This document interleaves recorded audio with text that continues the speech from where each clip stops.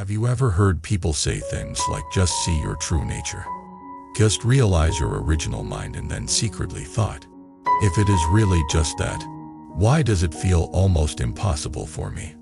Have you ever sat in meditation, trying to look directly at awareness itself, and ended up more confused, wondering whether you are doing it wrong or whether awakening is only for a rare few? Welcome back to the channel, my friend. I am your companion on this road where we talk about awakening, wisdom, karma, compassion, daily practice, and the strange ways destiny gets shaped by small choices. Today we are going to sit with a big, quiet question that lives in the back of many practitioners' minds. If spiritual teachers keep saying that your true nature is already pure, why is it so hard to see it directly? And before we reach that clear seeing, is there a safe, reliable shortcut path we can actually walk in daily life, instead of just chasing concepts? The original text behind this script uses the image of trying to stare straight at the sun. In theory, you know the sun is there. In theory, you know light is everywhere. But when you actually try to stare directly at it with untrained eyes, you just end up seeing spots, pain, and more confusion. In the same way, true suchness, your original nature, is said to be always present, beyond coming and going. But when a mind filled with habits, wounds, and noise tries to jump directly into that, it often hits a wall. The Lotus Sutra offers a very gentle but powerful response to this struggle. Instead of shouting, just see your true nature, it lays out a different rhythm. It says, in simple terms, your Buddha nature is real, but the most stable way to reach it is not to force direct contemplation before you are ready. The stable way is to walk a path of vows, compassion, wisdom, and practice, step by step, allowing your mind to be gradually purified and strengthened until direct seeing becomes natural, not forced. So in this long script, I want to walk with you slowly through this idea. We will start from everyday scenes where people try to jump straight into lofty practice and crash.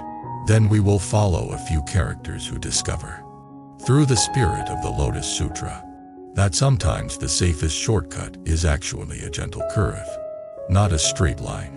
Along the way, we will weave in the core themes of awakening, cause and effect, wisdom, and the way your ordinary choices can become the most reliable vehicle toward seeing your true nature. Imagine someone named Alex. He is in his early 30s. He has read translated Zen books, watched videos about enlightenment, listened to teachers talk about just this and mind as Buddha. The idea that his true nature is already complete fascinates him. It sounds so simple. So he decides to go all in. He stops doing most other practices. He laughs a little at people who recite sutras or chant. He says to his friends, those are beginner things. The real thing is direct pointing. I am just going to look at the mind that is thinking. Right here, right now. One evening, he sits on his cushion and gives himself a clear instruction. Do not chase thoughts. Do not label. Do not visualize. Just look directly at consciousness. What is it? Where is it? Who am I? At first he feels excited. This is it, he thinks. This is the moment I finally break through. After a few minutes, excitement turns into frustration. The more he tries to see his mind, the more thoughts he sees about seeing the mind. When he stares at the sense of I, it keeps slipping away or turning into more thoughts. He feels like a dog chasing its own tail. After an hour of effort, he stands up with a dull headache and a subtle resentment. Later that night, he scrolls past a picture of a teacher smiling peacefully and thinks bitterly, maybe this is not for people like me. Maybe I am just too ordinary. A week later, he tries again, this time pushing even harder. He says to himself, I will not stand up until I see it. Hours go by. The body starts to hurt. The mind gets more agitated. Old memories surface, doubts, regrets, fears. Instead of seeing his pure nature, he sees a flood of unresolved emotional pain. He does not know what to do with it. He feels like he opened a door and let in a storm. He goes online and reads more. Some say, "Keep going. You are close." Others say, "No, you should go back to basics." He feels pulled in every direction. This is a very common pattern. The problem is not that direct contemplation is wrong. The problem is that he tried to climb a high cliff with weak legs and a heart that has not yet learned basic kindness to itself. He tried to jump to the roof without building any stairs. In many teachings, there is a warning that if you try to force deep meditative practice or direct realization without stabilizing your ethics, your compassion, your concentration, and your understanding of cause and effect, you can end up more confused or even mentally unstable. It is like trying to pour the ocean into a cracked cup. The cup needs to be strengthened first. The Lotus Sutra has a very different tone. It does not say, "You are hopeless." It says, "You are actually a Buddha in the deepest sense. But right now you believe you are a small, limited being.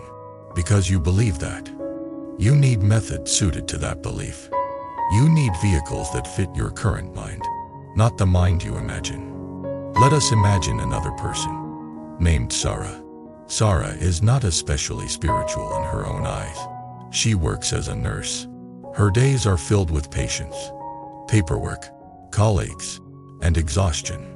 She stumbled into a local temple one day after a long shift, more out of exhaustion than faith. She sat in the back while a teacher spoke about the Lotus Sutra. The teacher did not start with abstract philosophy. He talked about how every ordinary being is actually a future Buddha and in training, how the struggles, careers, roles, and relationships we have now are not accidents or punishments, but parts of a long path. He said that for most people, the safest and most direct way to awaken is not to escape their life, but to transform how they live it, guided by vows and compassion. He used a simple example. Imagine you are on a huge mountain with many trails. Some are steep and dangerous, only for expert climbers. Some are gentle but winding, with clear signs, resting points, and companion. If you are an ordinary person carrying a backpack, which path will actually get you to the top more safely? Sarah listened and felt something relax in her chest. For years she had secretly thought she was too ordinary, too flawed, too busy for awakening. Now she heard, your ordinary life can be the vehicle. You do not have to stare at some invisible true nature all day. You can start by changing how you show up for your patients, your family, and your own mind. After the talk, she asked the teacher, "I have heard others talk about directly realizing emptiness. But, honestly, when I try, I just get confused. What should I do?" The teacher smiled and said, "If trying to stare at your true nature feels like staring at the sun, then do not stare yet. Start by learning how clouds form and disperse. Start by learning how wind moves. Start by walking under that sky with kindness. As you keep doing that, the light will take care of itself." He then suggested a simple path inspired by the Lotus Sutra. First, every morning before she went to work, she would stand quietly for a few minutes and make a small vow. It could be something like, "May I use my work to benefit others. When I meet suffering, may I respond with as much patience and clarity as I can. When I fail, may I learn instead of giving up." Second, throughout the day, whenever she remembered, she would silently recite a short phrase reminding herself of her deeper direction. Something like, "This heart is learning to awaken," or "All beings have Buddha nature." Third, whenever she witnessed pain, fear, or anger in her patients or herself, she would treat that moment as a chance to practice compassion and wisdom, instead of just reacting. These steps sound simple, almost too simple, but the spirit behind them is very powerful. Instead of sitting and forcing herself to see some abstract suchness, Sarah starts to train her mind in concrete, reachable way. She builds the muscle of intention, the muscle of remembrance, the muscle of compassionate action. Let us follow her through a typical day after a few months of this. She wakes up before dawn. Instead of immediately checking her phone, she sits on the edge of the bed. She takes 3 slow breaths. She remembers the faces of some patients from yesterday. The elderly woman who cried. The child who refused an injection. The colleague who snapped under pressure. She feels their fear and her own helplessness. She whispers to herself, "May I see each person not just as a task, but as a being walking their own karmic path. May I protect life, soothe pain where I can, and at least not add more suffering." This is not a huge heroic vow. It is small, but very real. At the hospital, a long shift unfolds. In the morning, a family member screams at her because of a delay. Her first impulse is to snap back. You think you are the only ones here, but her new habit activates. She feels the tightness in her chest, names it silently as anger, and breathes once. Then she looks at the person more closely and sees their shaking hands, their red eyes, their fear. She says, "I understand you are worried. We are doing our best with limited staff. Let me check what we can do right now." The problem does not magically vanish. There is still waiting, still stress, but something in the interaction softens. She did not just react from her ego. She responded from a slightly wider place. Later that day, she feels overwhelmed and wants to hide in the bathroom and cry. She does go to the bathroom. She allows herself to feel the exhaustion, the sadness, but before going back to the ward, she places a hand on her heart and repeats, "This heart is learning to awaken. This life is a practice ground." At home that evening, tired but a little content, she sits on her small cushion. Instead of trying to see some grand absolute reality, she simply reviews the day. Where did I remember my vow? Where did I forget? Where did I act from compassion? Where did my old habits take over? When she sees a failure, she does not crush herself. She sees it as information, as a mirror. Tomorrow, she thinks, I will try to catch it earlier. Months turn into a year. Sarah has not had any big mystical experience. There was no lightning bolt of realization. But if you look closely, her mind has changed. She is less easily thrown around by small events. She has a deeper sense of meaning in her work. She feels connected to something bigger than her personal story. One day, during a quiet afternoon, she is sitting by a patient's bed, holding their hand as they fall in and out of sleep. There is nothing special happening, no special technique, but suddenly a very gentle, clear sense arises in her. She feels that the boundary between her and the patient, between herself and the sounds of the room, between her breath and the air, is not as solid as she thought. For a brief moment, there is just awareness, vivid and simple, containing everything. Then the moment passes. She does not proclaim that she is enlightened. She does not run around telling everyone. But she knows that something real happened. It did not come from forcing. It came as a natural result of years of walking, caring, vowing, and reflecting. This is the sort of thing the Lotus Sutra points at when it speaks of the one vehicle. It says that the ultimate destination is one, but the ways people travel are different. Most of us are not ready to jump straight into the bare view of true suchness for hours a day. But we can walk with vow and compassion. We can turn our life into a path. To understand why this is a shortcut rather than a detour, think about what blocks your direct seeing right now. On the surface, you might say, my thoughts are too many. But if you look deeper, you will find old resentments, fears, regrets, and beliefs woven into those thoughts. Your mind is not just busy, it is tangled. If you sit down and try to stare directly past all that into the pure background, you are asking yourself to ignore the knots and jump over them. Even if you glimpse something, the old knots are still there. They will pull you back. The path inspired by the Lotus Sutra does not ignore the knots. It invites you to meet them in action. When anger arises, Instead of just watching it and hoping it will dissolve, you examine the cause. You change your response. You practice patience. When greed arises, you study it. You redirect your energy. You practice generosity. When fear arises, you breathe. You take wise action. You practice trust. Each time you do this, you are not only resolving one scene, you are changing the shape of your mind. You are thinning out the fog that makes it hard to see your original nature. There is another important aspect from the Lotus Sutra, the idea of skillful means. Imagine a father whose children are playing inside a burning house, absorbed in their toys. If he screams, "Fire! Get out now!"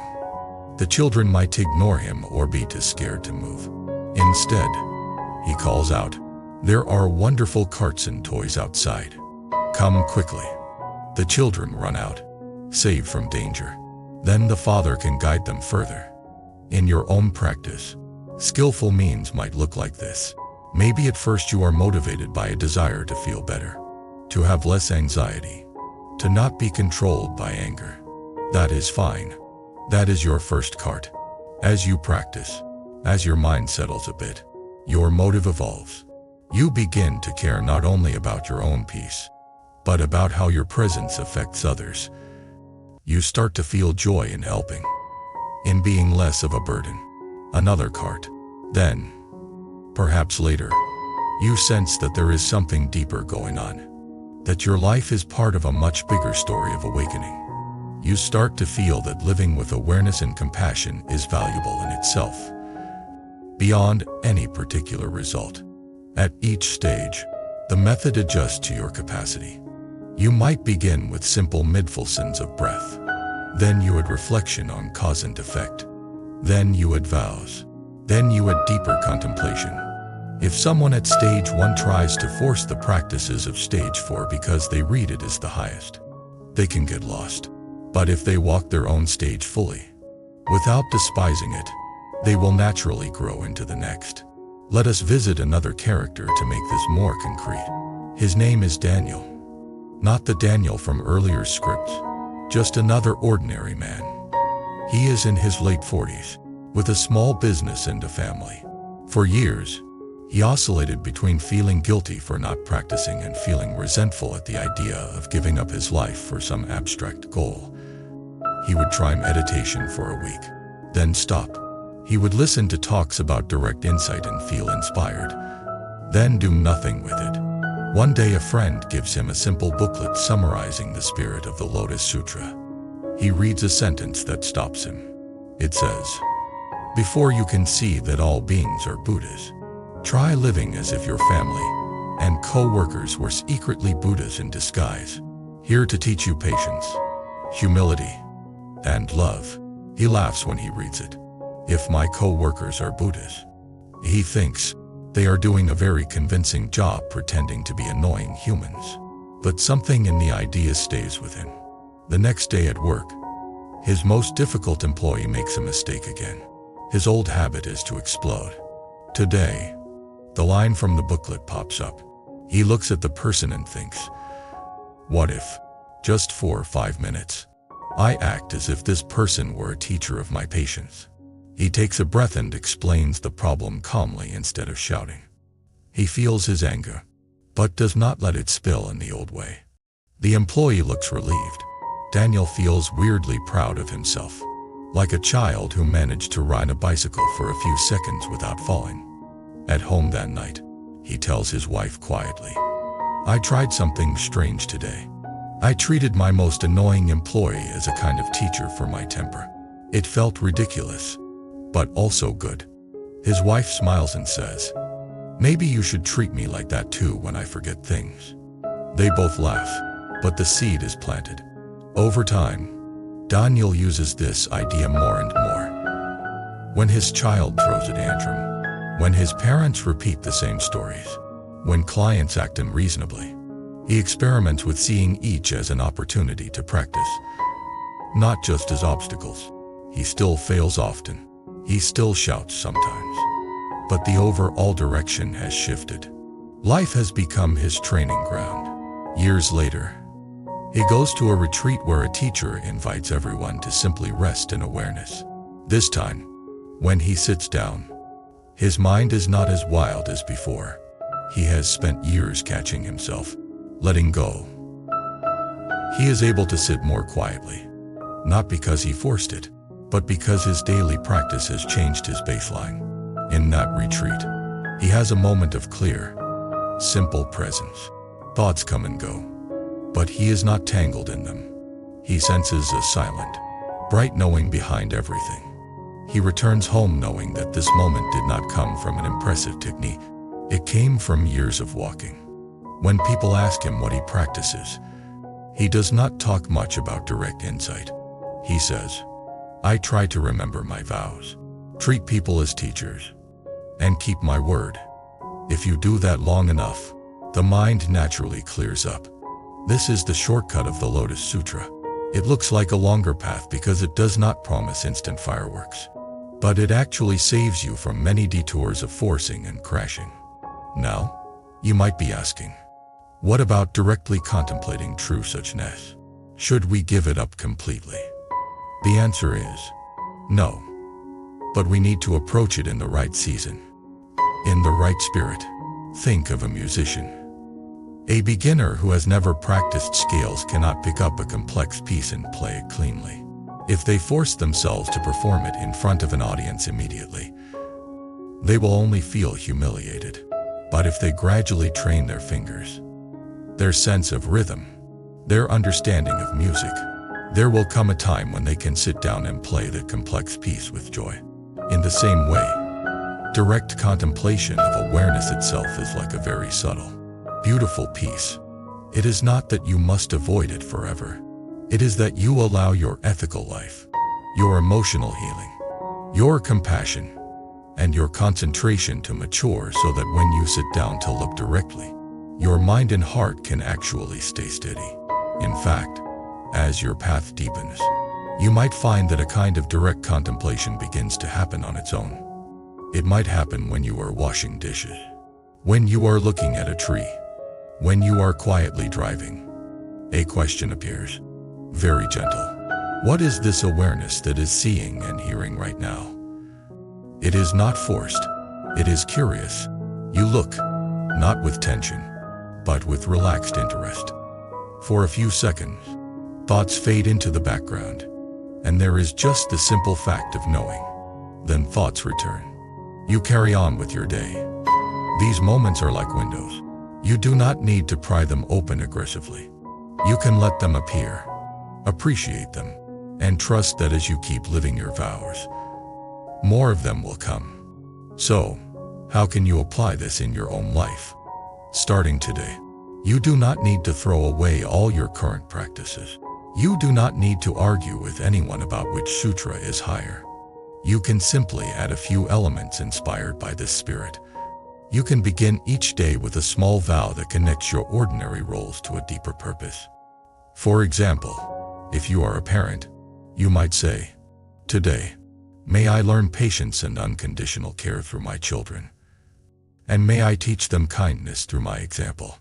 If you are a student, you might say, "Today, may I learn not just for my own success, but so that I can contribute something meaningful in the future." If you are struggling or unemployed, you might say, "May I not sink into despair. May I use this time to understand myself and to cultivate resilience." You can remind yourself during the day that every interaction is part of your practice. When someone triggers you, instead of thinking, "Why is this happening to me?" you can think, "Here is my training partner for patience or clarity." You can end each day with a short review, not as a courtroom, but as a classroom. You can ask, "Where did I live my vow today? Where did I forget? What can I try differently tomorrow?" You can also gently explore small moments of direct contemplation when your mind is not too agitated. When you are relaxed, look at a simple object, like your hand, a wall, and then turn attention back to the one who is seeing. Ask, without words, "What is aware right now?"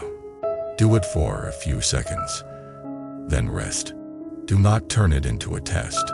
In all of this, The central medicine is patience. Your true nature is not going anywhere. It does not need you to rush. What needs time is the unraveling of habits, the healing of wounds, the maturing of wisdom. If you feel discouraged sometimes, remembering that you are far from direct realization, please also remember this.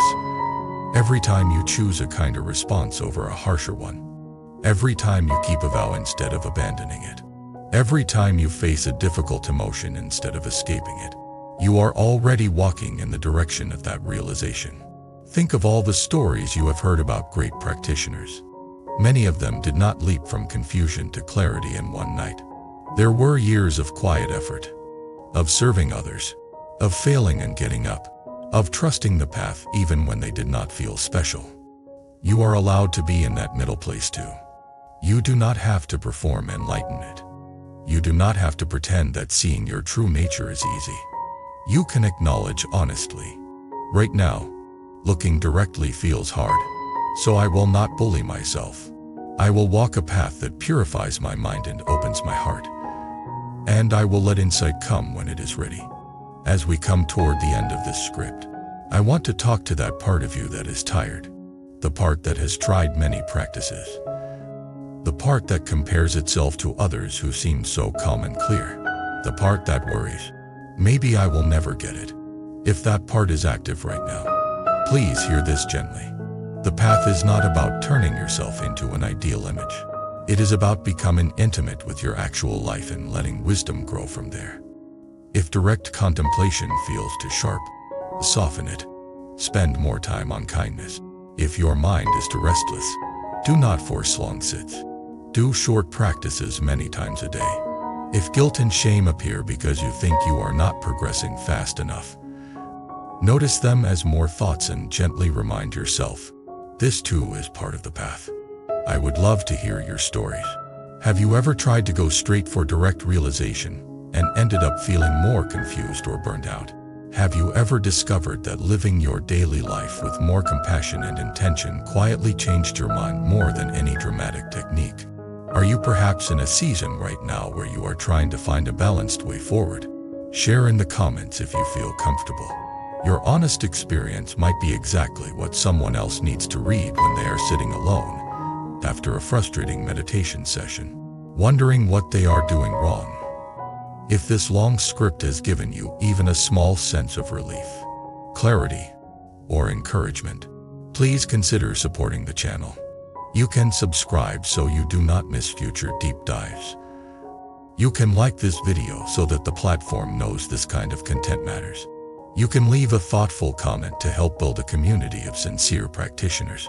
And if you feel called, you can join as a member to support the time and energy that goes into creating these long, reflective pieces. Every bit of support is like adding one more lamp along a long road. Somewhere, there is someone like Alex or Sarah or Daniel, trying to stare at their true nature and feeling lost. Maybe this conversation will help them see that they are not failing. They are simply being invited to walk a wiser path. Thank you for spending this time here. May you gradually unangle your mind through compassion and wise action. May you use your ordinary life as a vehicle toward extraordinary clarity. May you come, in your own time, to that simple, natural resting of the wild mind where your true nature shines by itself, without force. Life gets noisy. Work, stress, expectations. Sometimes we lose touch with the quiet part of ourselves. Bracelet isn't just an accessory. It's a small reminder that you deserve peace. You deserve moments of stillness. You deserve to hold on to your inner balance. If one of these bracelets speaks to your heart, you'll find the purchase link in the description below. And even more auctions available on our channel's shop page. Pick home the one that feels right.